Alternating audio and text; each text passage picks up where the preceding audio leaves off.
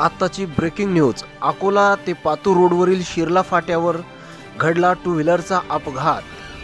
दिनांक 30 नोव्हेंबर 2024 रोजी सायंकाळी 7 वाजताच्या दरम्यान एक इसम अकोला या ठिकाणावरून पातूरकडे जात असताना त्या व्यक्तीच्या टू व्हीलरला अचानकच हायवे रोड ओलांडून वन्य प्राणी रोही हा आडवा गेल्याने जबर धडक लागून ती व्यक्ती रोडवर खाली कोसळून गंभीर जखमी अवस्थेत पडला।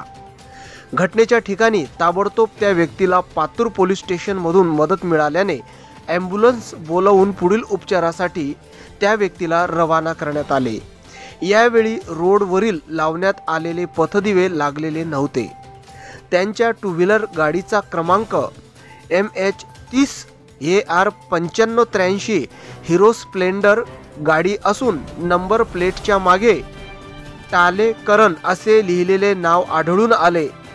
याच दिवशी दुसरा अपघात भारत पेट्रोल पंपाजवळ एका ॲक्टिवा गाडीचा पातूर या ठिकाणी झाला।